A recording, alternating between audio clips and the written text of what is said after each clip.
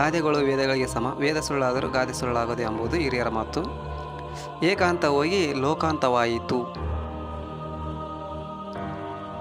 ಏನಯ್ಯ ಅಂದರೆ ಶ್ವಾನನ ಮರಿ ಸತ್ತು ಹೋಯಿತು ಅಂದ. ಏನು ಅರಿಯದವ ಶ್ವಾನಕ್ಕಿಂತ ಕಡೆ.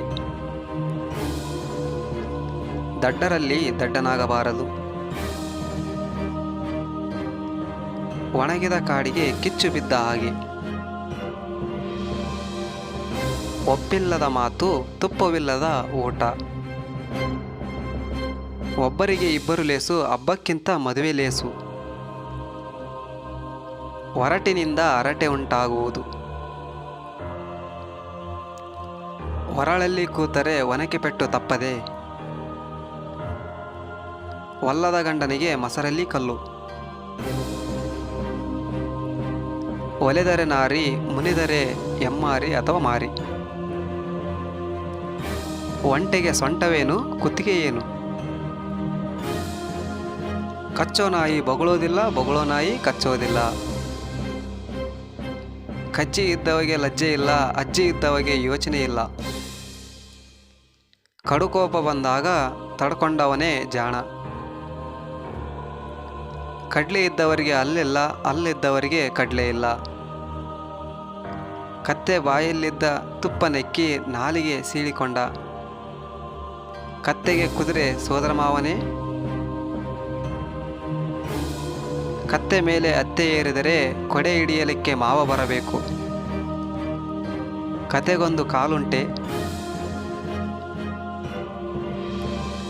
ಕದ್ದು ತಿಂಬುವುದಕ್ಕಿಂತ ಬೇಡಿ ತಿಂಬುವುದು ಲೇಸು. ಕಪ್ಪೆಯ ತುಲಾಭಾರ ಕೊಟ್ಟ ಹಾಗೆ.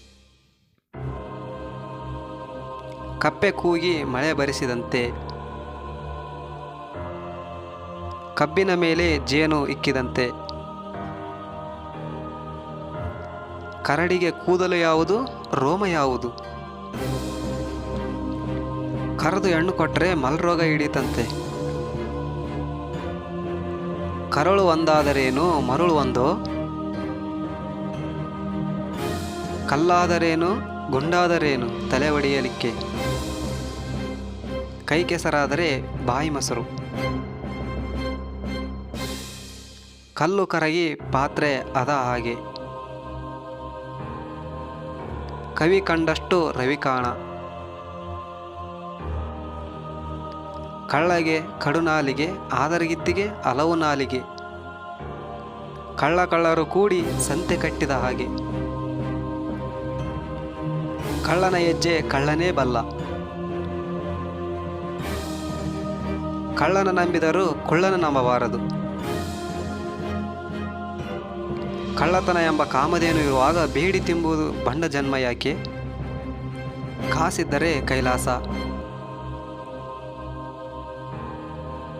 ಕಾಗುಣಿತ ಬಾರದವನಿಗೆ ಕಾವೆ ಹೇಳುವುದು ಹೇಗೆ.